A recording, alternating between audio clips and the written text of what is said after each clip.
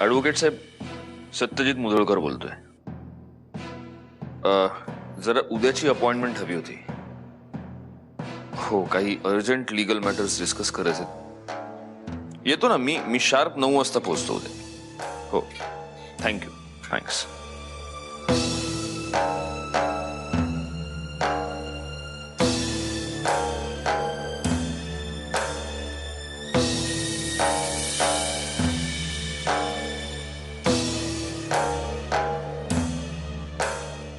अहो, ते सूप आणलंय, घेताय ना?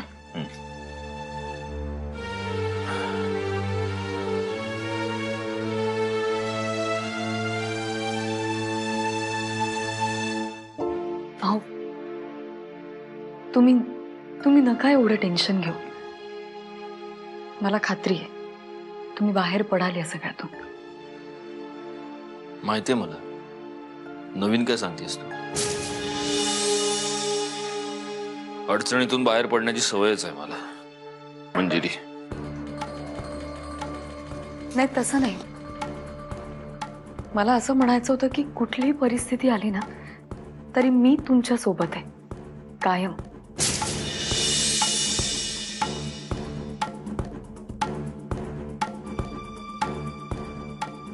सोबत आहेस? कोणी आमंत्रण दिले तुला माझ्या सोबत राहायला? आणि काय ग, सोबत आहेस म्हणजे नेमकं काय करणार आहेस तू? हे 10 कोटीचं कर्ज आहे माझ्यावर, मंजिरी. फेडू शकणार आहेस? ते फेडण्यासाठी 1 रुपया तरी कमावू शकणार आहेस? शेतकऱ्यांची जमीन बेकायदेशीररित्या हडप केल्याचा आरोप आहे माझ्यावर. आता मला सांग मंजिरी, यात तू माझी काय सोबत करणार आहेस? माझ्यावरचे आरोप तू पुसू शकणार आहेस की उद्या हिअरिंगच्या वेळेला कोर्टात तू उभी राहून माझी केस लढणार आहेस? सांग ना.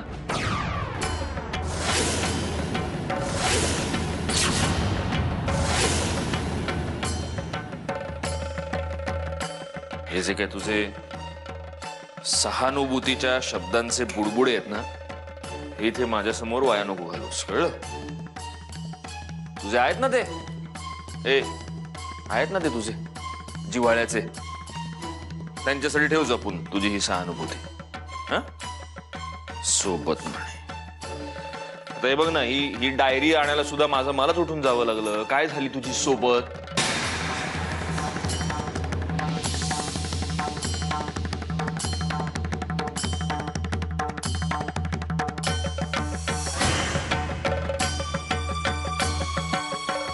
अगं जा ना आता. ते सूप काय आणलंयस ते घेऊन घालेन कशात माझ्या मी. तू आहेस नाहीस फरक नाही पडत मला, कळलं ना?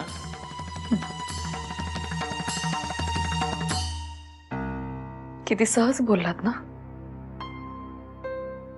तुम्हाला काहीच फरक पडत नाही म्हणून.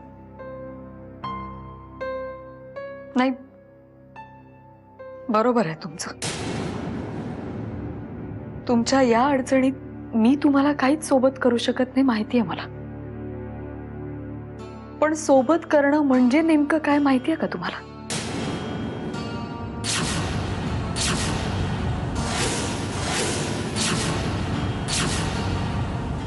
नाही ना.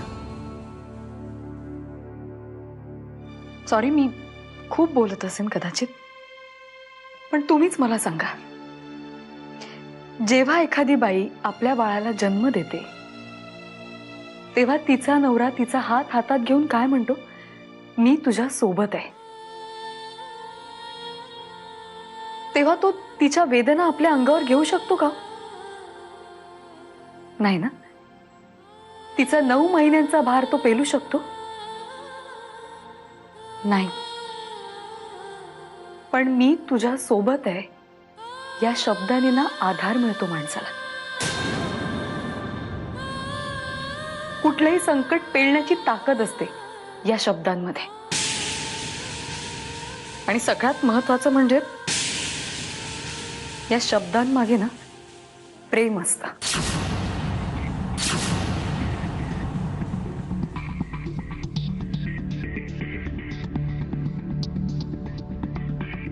आय एम सॉरी मंजिरी, चुकलं माझं. सॉरी, माझी चूक झाली. तू माझी सोबत करण्यासाठी, मला धीर देण्यासाठी माझा हात तुझ्या हातात घेशील. घे.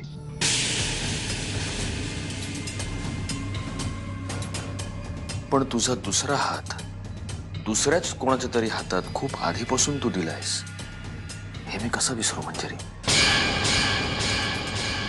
त्यामुळे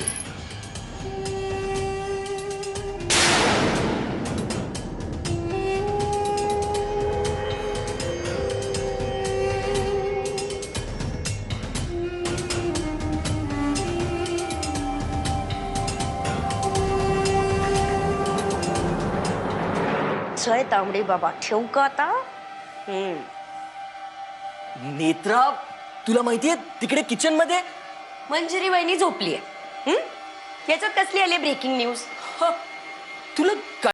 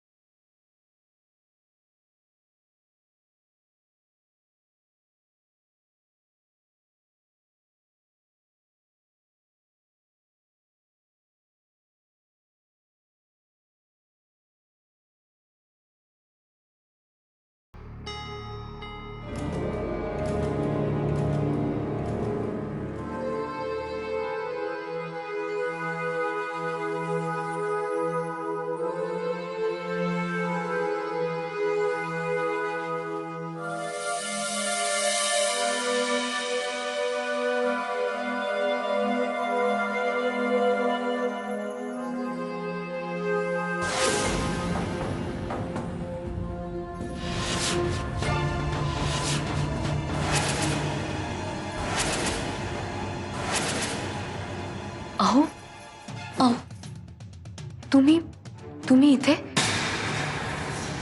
काय हवंय का? तू हा? नाही, तुलाच शोधत आलो इथे. म्हणलं मी चेन्नईला गेल्यानंतर तुला झोपेत सुद्धा उठून बाहेर जाण्याची सवय लागली की काय?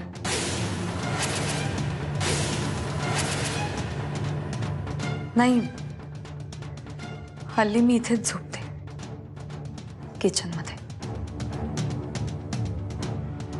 चल आपल्या बेडरूम मध्ये चल. अहो नाही, माझी काही तक्रार नाहीये. मी मी ठीक आहे, मी इथे. दे हात, दे तुझा हा? हात. अहो तुम्ही तुम्ही काय करताय? झोपतोय. इथे नाही, नको, तुम्ही इथे नका झोपू. कोणी बघितलं तर?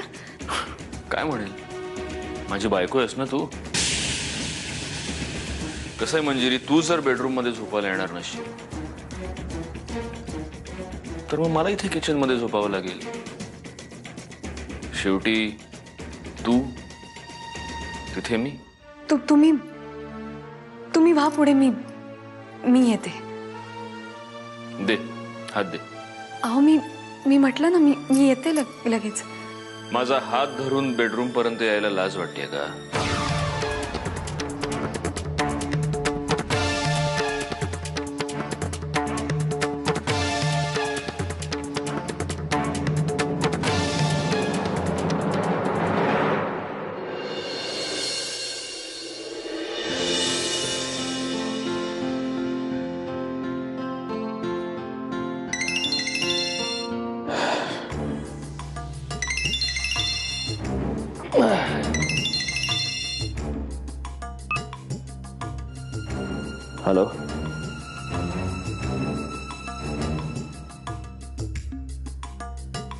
बोला. आज आज इतक्या दिवसांनी फोन केलात? हा, म्हटलं तुमच्या तब्येतीची चौकशी करावी. खरं तर आधीच फोन करणार होतो, पण काय आजारपणात माणसाला चौकशीची नाही आरामाची आवश्यकता असते म्हणून नाही केला. नाही, तब्येत ठीकच आहे माझी आता. काही मदतीची आवश्यकता भासलीच तर मला जरूर सांगा. अगदी निसंकोचपणे सांगा, मी आहे. तुम्ही असं बोललात खरंच खूप बरं वाटलं. कारण कसं आहे, जवळची जवळची म्हणून वाटणारी माणसं जवळ येतात तेव्हा हातात सुरे घेऊन येतात. तुम्ही बोललात मनापासून बरं वाटलं खरंच. हा, खरं तर मी एका महत्वाच्या विषयावर बोलणार आहे तुमच्याशी. बोला. काय म्हणजे तुमचा सल्ला हवा होता. आता विहंग आणि मधुराबद्दल तुम्हाला माहिती आहेच, पण माझं त्या विहंग भोसलेबद्दल काही चांगलं मत नाहीये. पण आता मधुराच इतकी हट्टाला पेटले, त्यामुळे मी त्याला पुन्हा एकदा भेटायचं म्हणतोय. आणि तुमचाच तो मित्र असल्यामुळे म्हटलं तुम्हाला त्याच्याबद्दल जास्त माहिती असेल ना, म्हणून म्हटलं तुम्हाला आधी फोन करून विचारावं त्याच्याबद्दल म्हणून. विहंग भोसलेबद्दल मी काय सांगणार. हो, विहंग भोसले हा माझा खूप जवळचा मित्र होता. आता मी एवढंच सांगू शकतो की आज माझी ही जी काही परिस्थिती आहे त्याला तोच कारणीभूत आहे.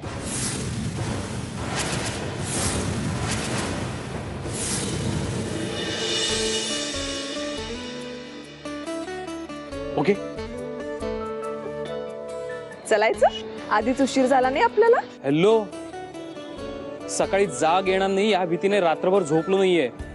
पहाटे 5 वाजता गाडी काढली कोल्हापूर ते पुणे, आणि ते सुद्धा वेळेच्या 15 मिनिटं आधी. ओके. मला सांग, घरी सगळं ठीक आहे ना? अरे, अंकिता काकूने असले प्रयत्न करून कन्व्हिन्स केलं माहितीये बाबांना. अर्ज है जिंदगी जाते जाते, जिंदगी जाते जाते हाय हाय एक और जिंदगी दे गई. म्हणजे जाऊ दे, 15 मिनिटात तुला तरी समजावणं कठीण येते. विहंग, चल, माझे भावी सासरे माझी वाट बघत असतील. विहंग, मला खूप भीती वाटते रे. हॅलो, तू आज बघच, अशी बॅटिंग करतो ना, फक्त 6 and 4. बरं ऐक, आज जर तुझं इम्प्रेशन डाऊन झालं, आज जर काही घोळ घातलास ना, तर बघा, दिस इज लास्ट चान्स. ओके, मी आहे ना. भावी मिसेस भोसले, टेन्शन घेऊ नका, मी आहे. चला. ए, ऐक ना, आपण एकदा रिहर्सल करूयात प्लीज. कसली? अरे, बाबांबरोबर काय बोलायचं त्याची. हे बघ, मी तुझ्या बाबांना सांगणार, मी आहे हा असा आहे. तुम्हाला तुमची मुलगी मला द्यायची असेल तर द्या, नाहीतर मी जाईन परत माझ्या जुन्या गर्लफ्रेंड्सकडे. विहंग, चल लवकर.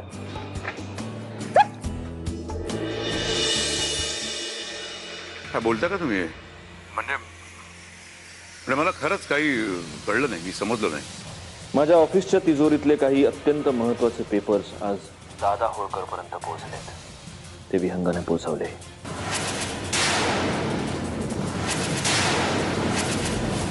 त्यांनी असं केलं कारण मी त्याच्या आणि मधुराच्या लग्नाला विरोध दाखवला. माझ्या या जवळच्या मित्राबद्दल मी तुम्हाला एवढंच सांगू शकतो.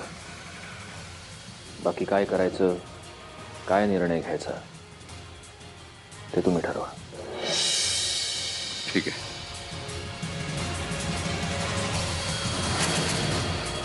बाबा, बाबा विहंग आलाय. कळलं मला ते. सर, त्या दिवशी जे काही झालं ते विसरून तुम्ही पुन्हा मला इथे भेटायला. हे लग्न होऊ शकत नाही.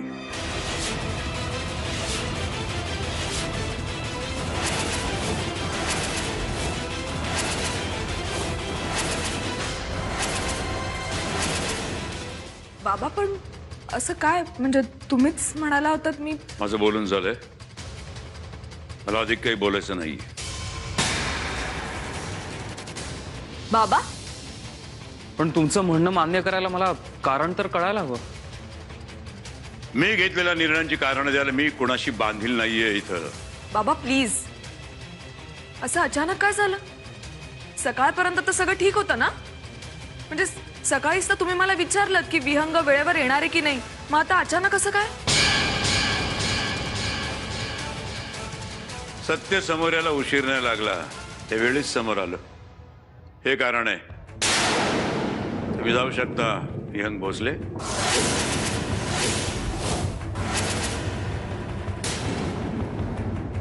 कसलं सत्य बाबा, काय बोलताय तुम्ही? एक मिनिट, तुम्ही आता कोणाशी बोलत होतात?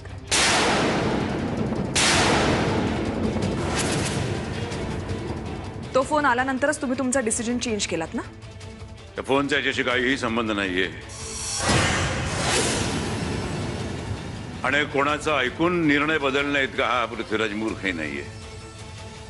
मी विचार केला आणि मी निर्णय बदलला. तुम्ही आता कितीही काही बोललात ना तरी मला चांगलंच माहितीये तो फोन कोणाचा होता. जीजूंचा फोन होता ना?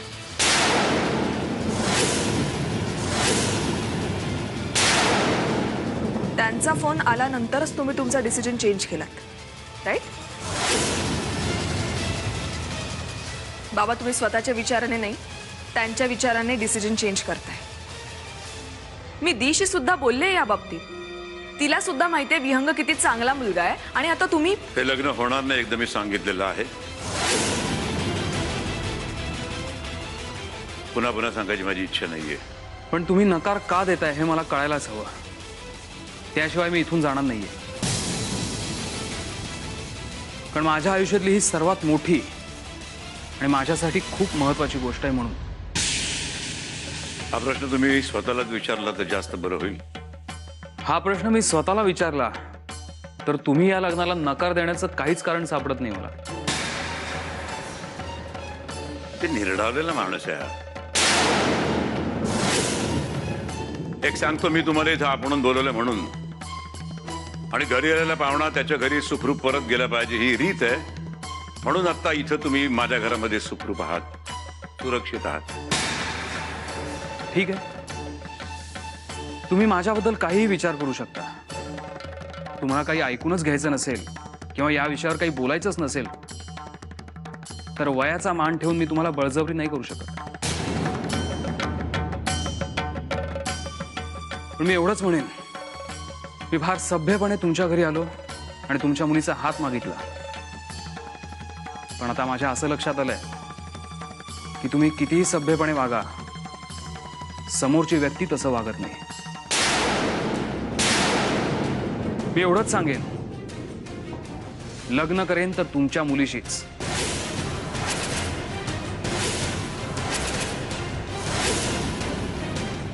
तुम्ही आलात तर तुमच्या आशीर्वादाने, आणि तुम्ही नाही आलात तर तुमच्या शिवाय.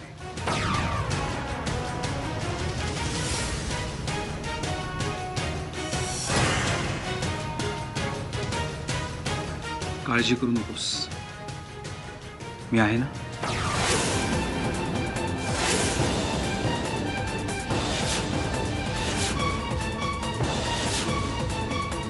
हात सोड तिचा.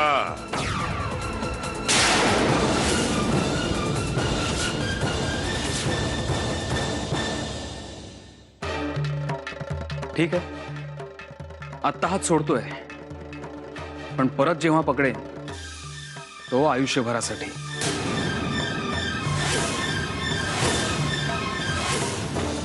Good bye.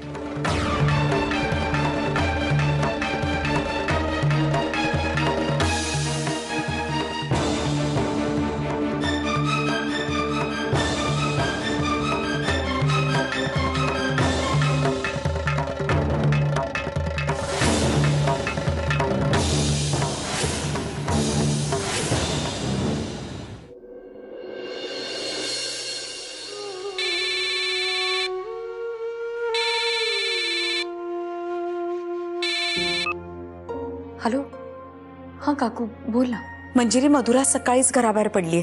ती तिथे कोल्हापूरला यायला निघाली अगं. मला वाटलंच होतं, माहित होतं मला असंच काहीतरी होणार आहे. आज सकाळीच विहंग भाऊजींनी फोन केला होता मला.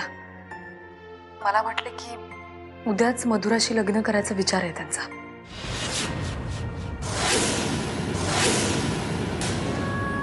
नाही अगं, आता काहीच नाही होऊ शकत. काकू तू आधी तरी समजावून सांगण्याचा प्रयत्न करायचा ना ग. अगं गोष्टी इतक्या थराला गेल्यात की मधुरा काहीच ऐकून घ्यायला तयार नव्हती. आता जी कुठली परिस्थिती असेल ना त्याला तोंड देण्यापलीकडे आपल्या हातात काहीच नाहीये. हे बघ, मधुरा तिथे पोहोचेल. विहंग तिला बस स्टँडला रिसीव्ह करायला येणार आहे. पण तुझं लक्ष असू दे हा त्यांच्यावर. आणि बाबा बाबा कुठे आहेत? नाही म्हणजे हे सगळं. नाही अगं, त्यांना अजून काहीच माहित नाही आहे यातलं. ते पिंपरीच्या साईटवर गेलेत, उद्या सकाळीच येतील. ते आल्यावर काय होणार आहे देव जाणे आता. म्हणजे त्यांना समजल्यावर त्यांच्या रागाला तुलाच सामोरं जावं लागणार. असू दे ग, तू माझी चिंता नको करूस. तू मधुराची काळजी घे. आणि काय होतंय ते मला कळव इकडे. हो तू नको काळजी करूस, मी बघते. ठेवते मी आता. हा.